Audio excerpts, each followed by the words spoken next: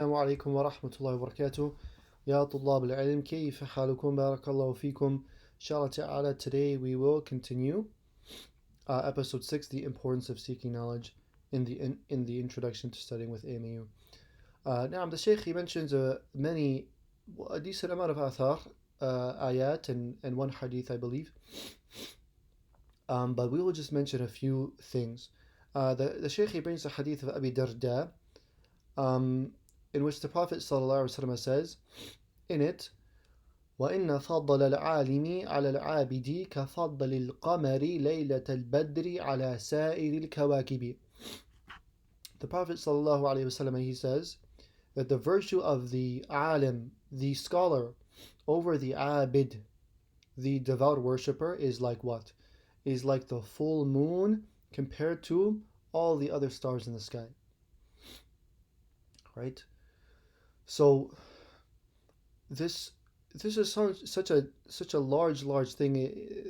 The Messenger ﷺ did not just say that the alim is greater or better, rather he said he's that much greater compared to the full moon and the stars. And wallahi, when you look, I advise a person when they go outside, they see the full moon, look and compare it and see how much the difference is, right? How big the moon is and how small all these little dots are.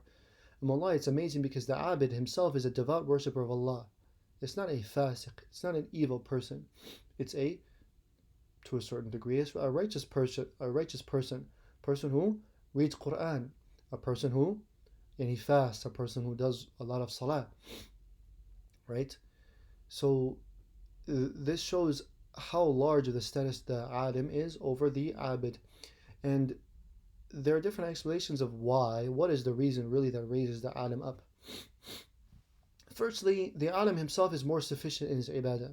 He understands it, he knows how to perform it properly. If he makes a mistake, he knows how to fix it. And he cannot fall into doubts and issues himself, so he can protect himself.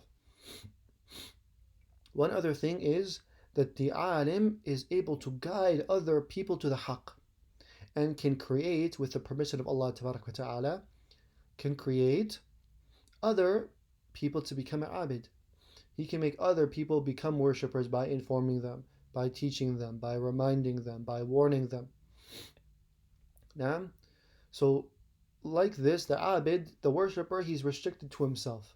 But the alim, his benefit extends from beyond himself to other people, his whole community. Sometimes it can even be the whole world can feel the effect of this scholar.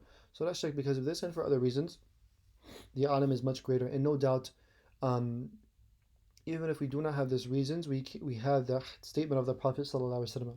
So this in and of itself shows how heavy being an alim and ilm is. One other thing as well is that when a person has ilm, now he's able to cure his own situation, and he is not in need of others.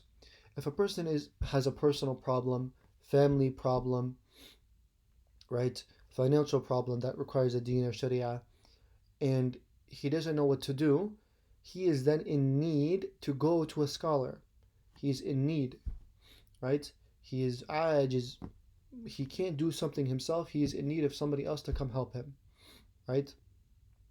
Or if he has some issue of the nafs, a disease of the heart, something normally a person does not want to share with another person, he can't figure it out himself, he needs to go to somebody else and share his issue. It could be a very private issue. Now, so this person is in, kind of this burdened situation where he cannot even help himself, right? Muhtaj. Now, so, but an alim, he has the knowledge, he understands the issues, he is able to cure himself in a lot of cases and remind himself. If he has an evil thought that comes to his mind, he can repel it away very easily with his knowledge. If some desires comes into him, he can remind himself and take away these desires. If he wants to do something good, he can motivate himself to do this good thing because he has the ilm and the knowledge and the understanding for it, right? So it's actually a very, very beneficial thing that a person sees in themselves. Sometimes they have to go to other people, and a lot of times they do, to ask for advice and help. But many, many times because they have the understanding themselves, they can help their own situation. Now, and the other part is that I wanted to mention is that the Prophet sallallahu alaihi wasallam, he said, وَإِنَّ الْعُلَمَاءَ وَرَثَةُ الْأَنْبِيَاءِ وَإِنَّ الْأَنْبِيَاءَ لَمْ يُوَرِّثُوا دِينَارًا وَلَا دِرْهَمًا وَرَّثُوا الْعِلْمَ فَمَنْ أَخَذَهُ أَخَذَ بِحَظٍ وَافِرٍ. Now the ulama are the وَرَثَةُ الْأَنْبِيَاء, they are the inheritors of the prophets. والله هذه مكانة عظيمة جدا. This is a very, very great and high station for anybody to hold, to have any sort of connection to the Anbiya, where you can say, I possess something, I have something that they had. And the only thing that they have is ilm from Allah Ta'ala. Right? So this thing is a very, very honorable and noble thing. Right? Is that their entire job, their life was to spread this knowledge, and you also possess this knowledge. Right? It's something, what is more honorable on earth than to be closer to Allah? Right? And who is closer to Allah than the Anbiya? Naam. So it's a very, very great honor. Also at the same time, it's a very great responsibility. It's a great responsibility. A person who has the كيف تقول, the property of the Prophet ﷺ, he can't just act any way that he wants to. He can't say whatever he wants to say. He can't just do whatever he wants to do. Because when people look at him, they're looking at him in the seat of the Prophet ﷺ. When they see him, they think of the Prophet ﷺ. So the good things he does, it reflects well on the religion. And the bad things he does, even if he's a normal person at the end of the day, right? But whatever he does in some mistakes outwardly in public, it does reflect poorly on him. Not just on him, on the religion itself. So a person should not just think, I'm doing this, it's upon me, it's this and that. You need to think, what I'm doing, if I'm taking this path, it's not just about me anymore. It's about the deen of Allah Ta'ala. I'm hurting the religion by doing these evil things outwardly. So Allah, it's something that a person needs to, it's another motivator to push him to be upright in his dealings and in his ibadah. Now, a few things on adab that the Shaykh mentions, and also it shows the virtue of knowledge. Ali ibn Abi Talib in his Shi'r, he mentions what is valuable on earth and what makes a human valuable. So he mentions a few things. He says, فَإِن يَكُنْ لَهُمْ مِنْ أَصْرِهِمْ حَسَبٌ يُفَاخِرُونَ بِهِ فَالطِّينُ وَالْمَاءُ. Ali ibn Abi Talib, and I'm not mentioning the whole Shi'r, he says, Ali, he says, every single person is exactly the same. Their souls are the same. They're created from bones and flesh. Every single person, they're all the same, right? And if a person, any single person, he wants to take from his asal, from where he was born at, right? The city he was born, the land he was born, the country he was born in, he says, فَالطِّينُ وَالْمَاءُ. It's just mud and clay. Right? It does not make sense to brag and boast and take honor from a certain part of the land. Why? لأن that land, there's nothing special about it. All that there is dirt and dust and clay and sand. But in the place that I live, there's also dirt and dust and clay and sand. What is the difference? How are you boasting your dirt is greater than my dirt over here? لا يعقل. It does not actually make sense. Aqlan, it does not make sense. And Ali says, yes, there's no value in this. He says, مَا الْفَضْلُ إِلَّا لِأَهْلِ الْعِلْمِ. There's no virtue except for the people of knowledge. He says there is difference between people, and what is it? The fadl, the virtue, the bounty, is for the people of knowledge. فقط. It's only for them. There's nothing else. Right? And he says, وَقَدْرُ كُلُّ امْرِئٍ مَّا يُحْسِنُ. وَقَدْرُ كُلُّ امْرِئٍ مَّا يُحْسِنُ. And the value of every single person is what? مَا كَانَ يُحْسِنُ. Whatever he was able to enumerate, whatever he was able to perfect and acquire and understand. Right? So if he connects himself to something other than what he possesses himself, then it's no value at all. And sometimes it's easy for us, it's very common for us to say, okay, yeah, I understand the country I'm from, there's nothing in it. Okay, khair. Pakistan, Somalia, Yemen, Saudi, Emirat, Misra, any of these places, okay, we're all from the same places. They're all the same thing. There's no value in virtue just because I'm from this place. But sometimes the asl is what? This thing of connecting yourself to a land, that's just one example. But whatever you connect yourself to that has nothing to do with you, there's no value in it. Right? Ali says, "Ma al-fadlu illa li ahli al-ilmi." There is no virtue at all except for the people of knowledge. And he says, وَقَدْرُ كُلُّ امْرِئٍ مَا كَانَ يُحْسِنُ. So the value of every person is what he himself has perfected, what he has exceeded in, what he knows, what he understands, what he can produce. Right? So sometimes what Tullab al-ilm, what sometimes they fall into is that they don't look at what they do or what they have or what they possess, and if they do, they'll see a lot of weakness in themselves.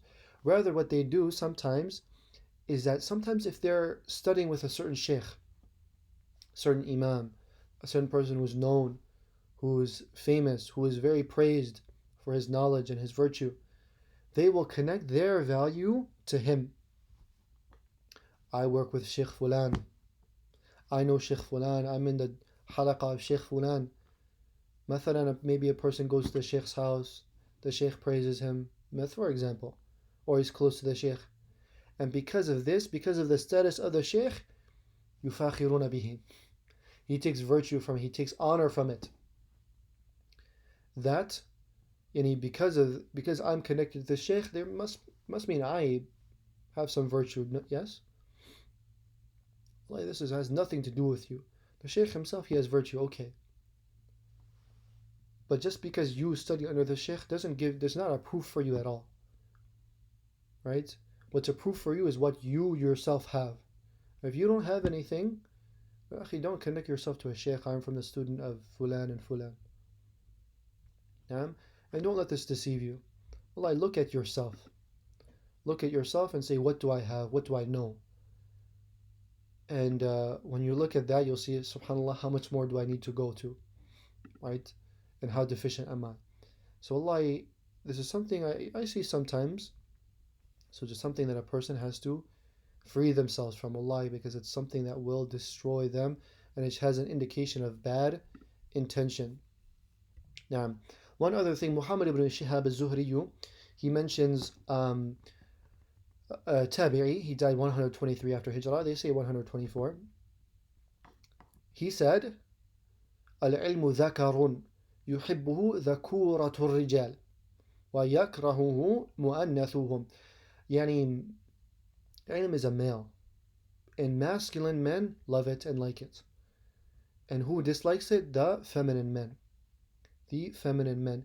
So from what I can tell, I could not find a good sharh on this statement, but from what we can tell is that this is not putting down females, right? It's not to say being a female is bad, a female cannot seek knowledge or something like this. Rather, it's to belittle feminine and effeminate men. Because for a woman to be feminine, there's no problem in that. That's a praiseworthy thing, of course, right? But what is blameworthy? What is blameworthy? It's a man who is effeminate, who acts like a female, right? And these people who dislike knowledge, what is knowledge? Knowledge is something that gives a person power, that can change people, that can change societies, that can change the locations of people and the people's physicality also. People are in the masjid, but people are in their houses, they're not going to the masjid. An alim comes, starts teaching, now everybody's in the masjid. He created a very gigantic change. So ilm is something that's powerful, that's strong, that creates leaders, that creates change, right? So the masculine men, the people that want to go, take charge, take power, lead, change people, benefit people, these people, they love knowledge. As for the effeminate men, I think something about yani, um, an attribute is to feminine is to not want to take power. You want someone else to lead you. You don't want to lead yourself, right? So these effeminate men, they don't want to learn, they don't want to study, they don't want to see change, they don't want to do the difficult things. If somebody else does it, okay, but they don't want to do it. And these are the people that don't like knowledge. Now, so, wallahi, you have to be in ilm, you have to be strong. You have to do the difficult things, right? To be able to change people, have an effect on people, be upright, be strong, right? And this is something that ilm is. Now, inshallah, this is all I have for today. Subhanallah wa bihamdihi, subhanakallah wa bihamdika, ashhadu an la ilaha illa ant, astaghfiruka wa atubu ilayk.